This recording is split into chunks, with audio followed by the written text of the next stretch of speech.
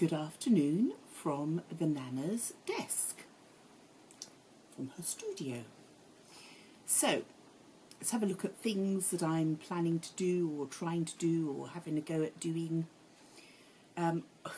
As usual, a complete and utter crazy mixture. So, first things first, because I've got to sort it out because I'm planning to use it. For one of my outfits, for the next try-ons I'm doing, I was planning to wear this necklace. Again, it's one of these lovely shell ones that makes a gorgeous noise. But I noticed that the earrings were looking really rather scratched and sad. So I've just taken them out and just sprayed them with some red paint. But I've just felt that they needed a little black ball because it's got black loops on it, and I just feel that that would just give it a little bit more of a lift. So I'm going to quickly cut this up, make the black balls and put them on the hooks. I put one new hook because one had lost all its bobbly bits. So that's one quick, very easy refurb. I did get the red paint out, and I might just touch up some of the little tiny little flecks that are missing on this. I don't know how much effort I'm going to put in. Not very much because, you know, I don't wear it that often, but I think it's worth. I just like to keep everything up together. Another one that I've got here is I have these ball and chain earrings. They've just got a couple of little stones missing out of the top here, and they need replacing. Now, I haven't got tiny weeny black ones like that, but what I have got is a whole bag of hematite. So that would be a good replacement if I then put a little touch of black permanent pen over the top of the marquesites, hematite, marquesites, same thing. So I also wanted to use them on this necklace. Now this necklace is one my father bought me, and I have matching earrings as well.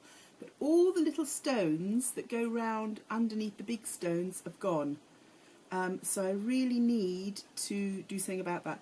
Either I've got to just put some black and just dot over it and lose that bright gold showing where the stones are missing, or again I could try with the hematites and see if that would work. So that's another project that I'm going to do. I wanted to show you another find from Japan. Look at this. It's a little needle felted purse, a little cat face needle felted purse. I just thought this was so cute, and I thought I'd put it out to encourage any of my students that fancied having a go. It is just sweet as anything. Look at that. So cute. I haven't got any ginger cats at the moment, but never mind. Also on the needle felting front, my daughter started this and then didn't finish it. So I enlarged the ears, put on the face, gave him slightly longer legs, but he's missing little mushrooms. He needs some toadstools and some little bits and pieces. So I've still got those to make. So hopefully I'll be able to show you those when he's completed. But I'm quite pleased with how he's coming along. My daughter turned up with this mouse, still brand new with tags. It's a Christmas holiday tresor, apparently. It's just not there, is it? And it's this one I got last year. Now this one had wings, and I thought the wings looked pretty silly on him. So what I'm thinking is I might take these wings and put them on her and fancy them up a bit. But they both need like decent ears and their faces touching up a bit. So that's another little project. And then they've got company. You see, I've already beefed up his arms. I don't like the skinny arms, so you know I've already done a little bit on him. But he needs a bit more, and she obviously needs a bit more, and she needs a star on the end of her wand. So those are two Japan finds that I'm going to play with. Poor Scabbers the rat. I remade him, and he was looking really good, and then my daughter's cat Hedwig decided he had to have his bum bitten off and he had to be killed, so I've got to redo him, and it's such a shame. He was coming along so nicely. I actually used cat whiskers cut down to make his whiskers, and I gave him little teeth, but now I've got to remake his bum. So that's another job to be jobbed. whilst I was in Brunei, I found some dead cicadas. So I'm thinking that I might actually use these in a project. I might even put them in the project I've already done for the cicadas, or I might make another one. But yes, so I've got 2 of those. I was very happy when I found those, because you very rarely see them here, and they've got beautiful markings on them. So I will be playing with those as well. Children think I'm absolutely nuts when I go around picking up these things, but never mind. On the bug side, I was just playing. I found this old clock, and I was just putting some bugs in it and just having a play with it, but I don't think the clock piece is actually working, so I might actually look online and see if I can buy some of these clocks, one that does work, and maybe do some clock projects with the kids. But I just thought it was cute to have a little bug clock for myself. I just cut them off. In fact, I cut them off in old textbooks that had them on the cover, but I just wanted to see if the hands would go over it, and they do, but the clock's not working, so I will get on with doing that one. What other things? I'm still, didn't get this done before Halloween, but I'm still planning to skeletonize this cat, so I'll hopefully get that done this week and be able to show you.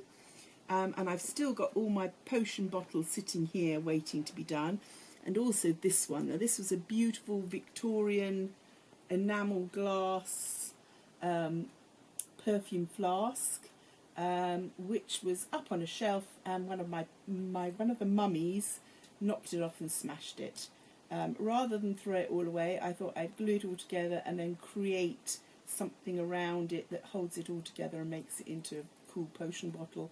I just can't bear throwing something that somebody spent so long making and put so much effort into. I can't bear throwing it away, but it is in pieces. It's literally was shattered. Trouble is, we have very hard tile floors here.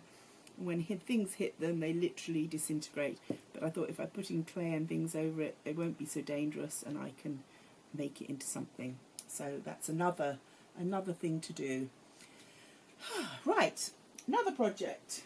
So every time I go to Japan, my daughter or myself pick up some fantastic plastic bags. And I've just been playing with them to see if I could make a really cool 3D bug display, paint them all up, make them all look more realistic and interesting, or more fanciful, depending on how I feel on the day. And then this will all go into a proper box frame, and then that can go up. So yeah, I think that will be a fun project to do. And I also have a bag here that I started doing with a student, and then they didn't come back, and I'm thinking that I might add a little bit more gold stenciling on it and then needle felt the bee so that it is lovely and fluffy 3D bee on my bag. I think that would be quite a fun thing to do. So that's another project, as if I didn't need any more. On top of that, I will be updating my books because I'm got a little bit behind with being away and doing so many things. So yes, my desk is looking a little bit ridiculously full, but these are all projects underway. So on top of that, I've also got a couple of clothing ones that I'm going to do, but I'll probably discuss that lot later. But I'll get on with these and I'll show you some results so that it's not all just about what's going to happen. All right, catch you later.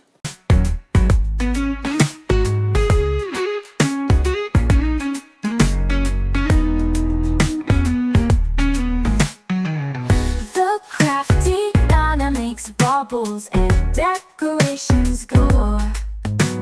See her smile when she grooves and sews. She is in her element, and it shows. The Crafty Nana, see you next week.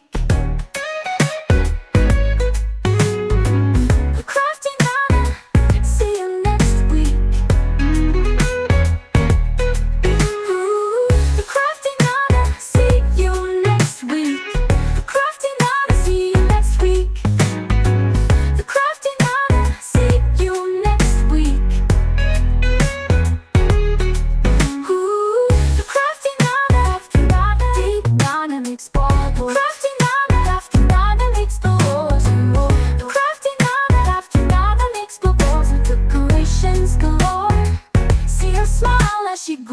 and sews. She's in her element,